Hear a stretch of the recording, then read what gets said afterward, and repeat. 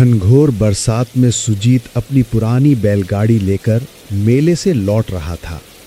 आसमान में काले बादलों की मोटी परतें उमड़ घुमट कर गरज रही थीं, मानो धरती पर टूट पड़ने को तैयार हों।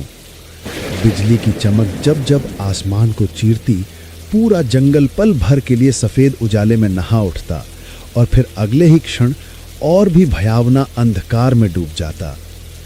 शाम ढल चुकी थी और अंधेरा अब तेजी से चारों ओर फैल रहा था। तेज हवा पेड़ों को झकझोर रही थी। सूखे पत्तों की सरसराहट किसी अनजानी आहट सी लग रही थी। हे भोलेनाथ, कैसी घनघोर बरसात बरसा दी है। घर पहुंचना भी दुश्वार हो गया है। अरे ये कीचड़ भी ना। बस अब हिम्मत रखो रे बैलों, थोड़ा और, अभी हमें गांव पहुंचना है। काश मैं मेले में इतनी देर तक नहीं रुकता। अरे चलो रे, थोड़ा और जोर लगाओ, ये कीचड़ भी बस नहीं छोड़ता। अरे बाप रे, ये बिजली तो सिर पर ही गिरी लगती है। मेले की वो भीड़ अब किसी सपने जैसी लग रही है। यहाँ तो बस डर ही डर है। ये कैसी रात है, बारिश रुकने का नाम ही नहीं ले रही। अरे भोलेनाथ, कहीं ये वही रास्ता तो नहीं जहाँ की कहानियां लोग सुनाते हैं। दिल धक धक कर रहा है मेरा। काश अब जल्दी कोई आसरा मिल जाए। बारिश अब और भी तेज होती जा रही थी। बूंदें इतनी वेग से गिर रही थीं कि चेहरे पर पड़ते ही हल्की सी चोट का एहसास होता था। आसमान में बिजली बार बार चमक रही थी और बादलों की गड़गड़ाहट से धरती जैसे कांप उठती थी। चारों ओर सन्नाटा पसरा हुआ था। ना कोई इंसान, ना कोई आवाज, बस बारिश की लगातार ध्वनि और दूर कहीं से आती जंगली जानवरों की डरावनी आवाजें।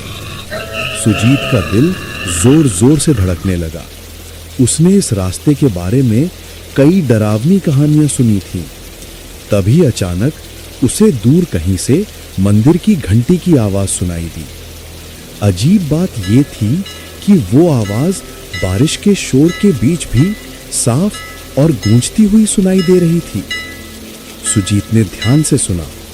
हाँ, ये निश्चित ही किसी मंदिर की घंटी थी। अरे ये आवाज, ये तो मंदिर की घंटी जैसी लग रही है। हाँ बिल्कुल, पर इतनी तेज बारिश में कौन बजा रहा होगा इसे? सुजीत ने बैलों को उस आवाज की दिशा में मोड़ दिया।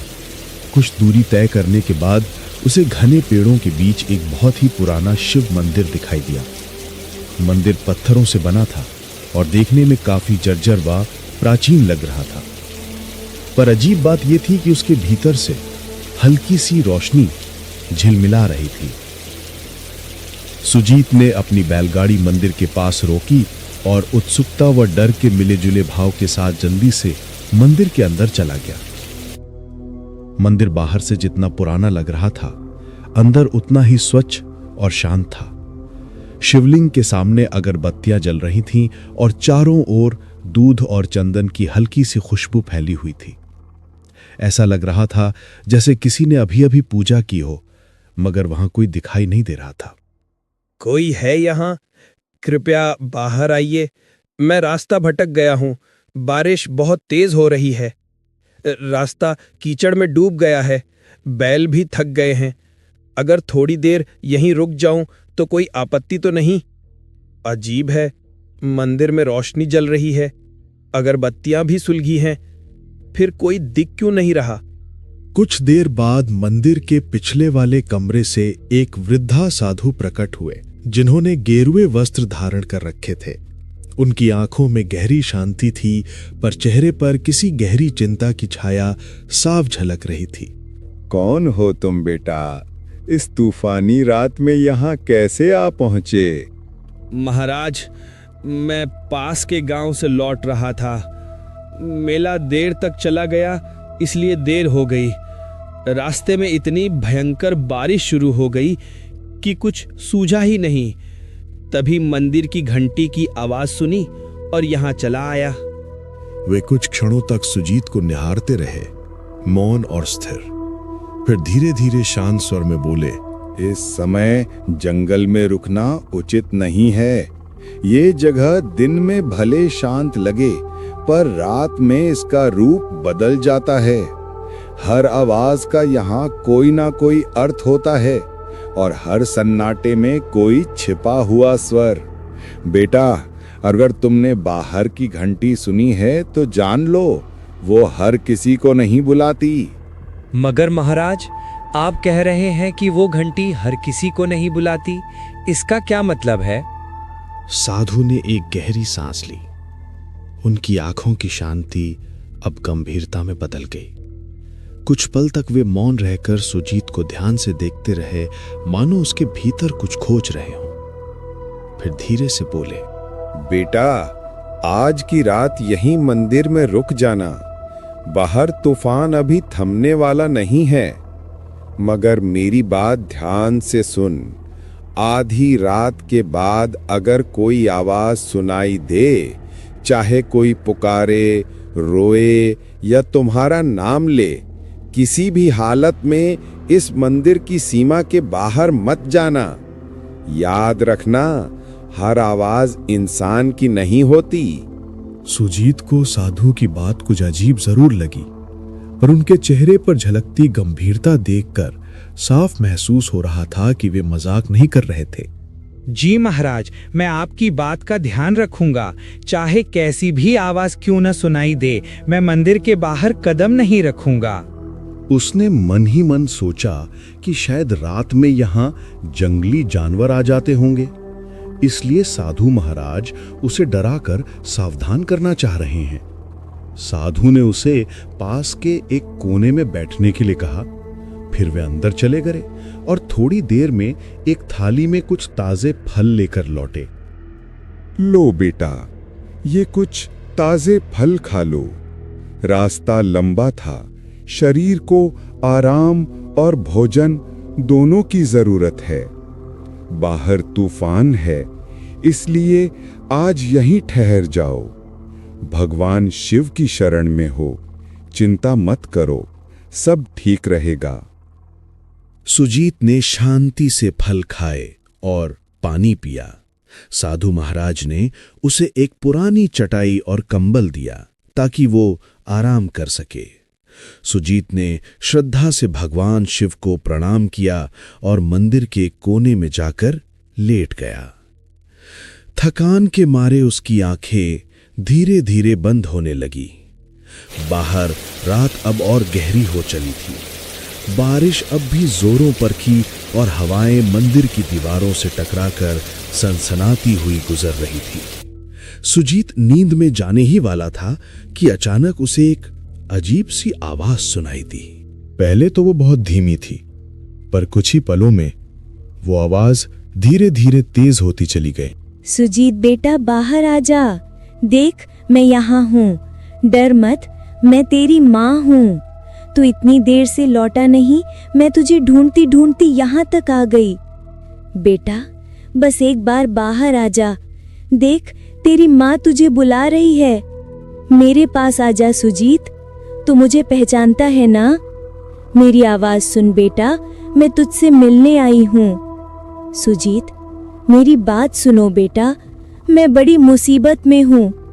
कोई मुझे यहाँ से ले जाओ, वरना मैं बच नहीं पाऊंगी। तू तो मेरा साहसी बेटा है ना? बस एक बार बाहर आ जा, मुझे तेरी जरूरत है। देख, मैं यहीं तेरे मंदिर के बाहर खड़ी हूँ, ठंडी बारिश में भीग रही हूँ। जल्दी आ बेटा, मुझे बचा ले।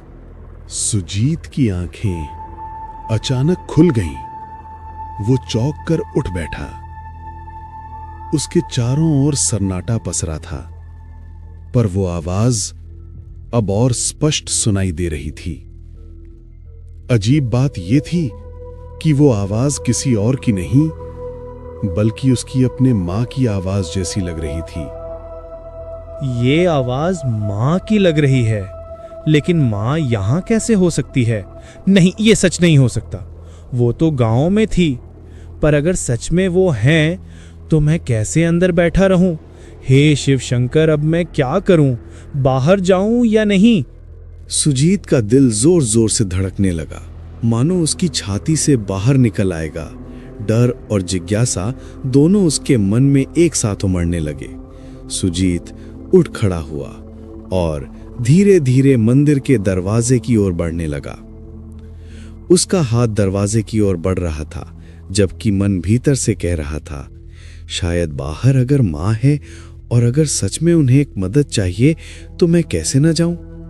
तभी अचानक किसी ने उसका हाथ कसकर पकड़ लिया। सुजीत सिहर उठा, पीछे मुड़ा तो देखा साधु महाराज उसके पीछे खड़े थे। उनकी आंखों में गहरी गंभीरता और एक अनकहा डर झलक रहा था। रुको बेटा, एक कदम भी बाहर मत रखना। मैंने तुम्हें पहले ही चेतावनी दी थी। जो आवाजें बाहर से आती हैं वे इंसान की नहीं होती, चाहे वो तेरी माँ की ही क्यों ना लगें। महाराज, पर वो तो सच में मेरी माँ की आवाज थी। वही पुकार रही थी मुझे, कह रही थी कि वो मुसीबत में है। अगर सच में वो हैं तो मैं उन्हें ऐसे कैसे छोड़ दूं?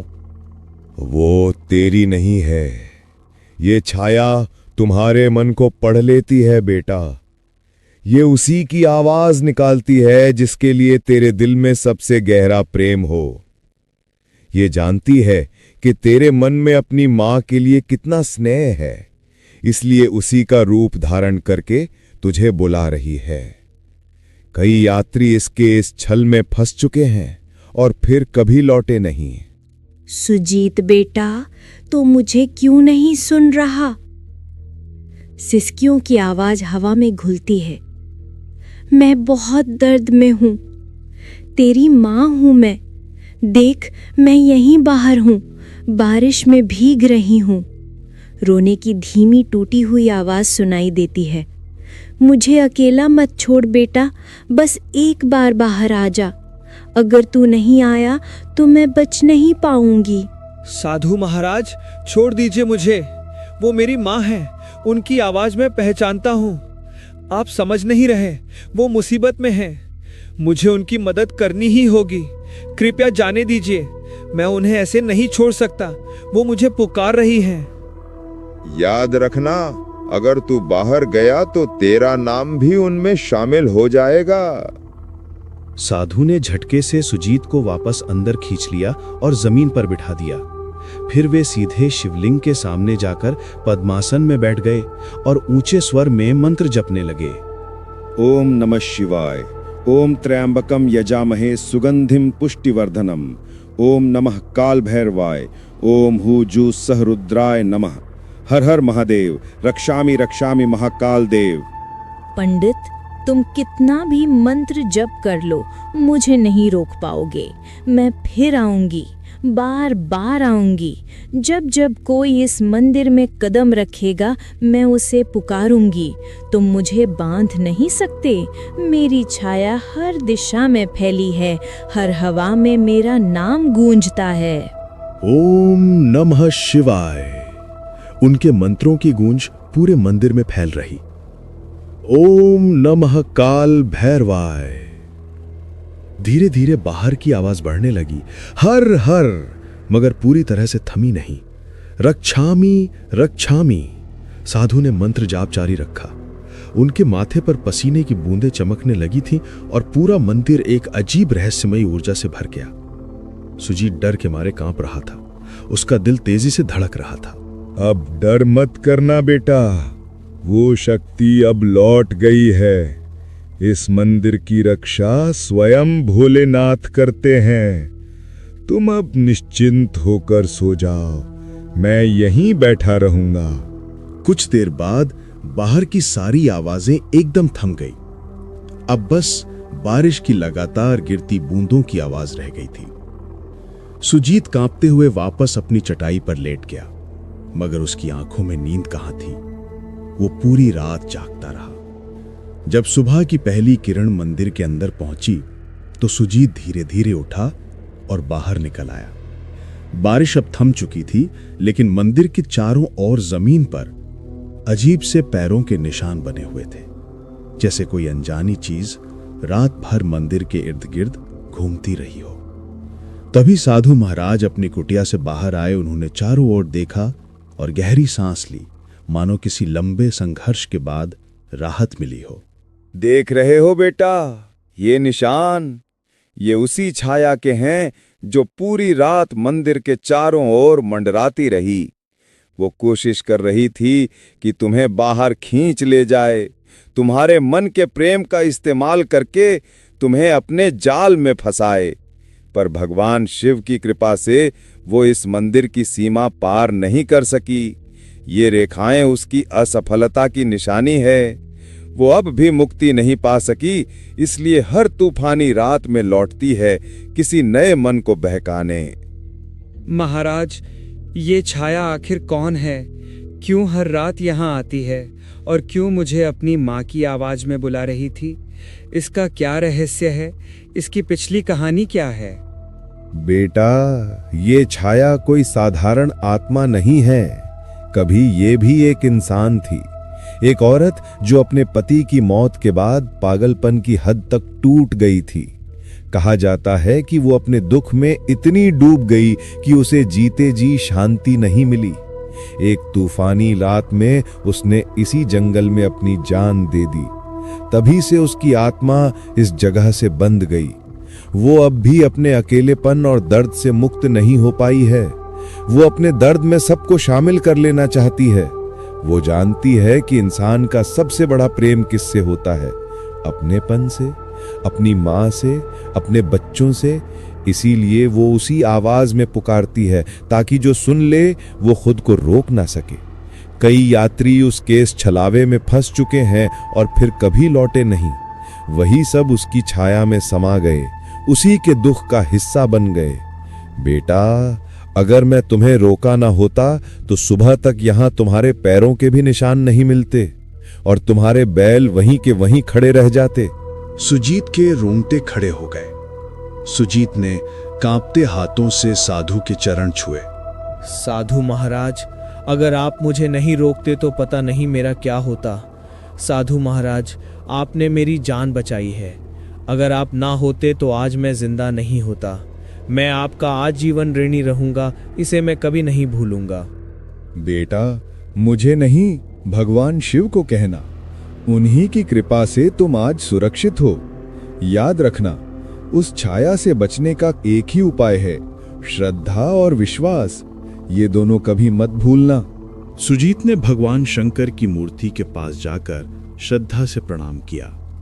फिर वो बाहर आकर अपनी बैलगाड़ी के पास पहुंचा।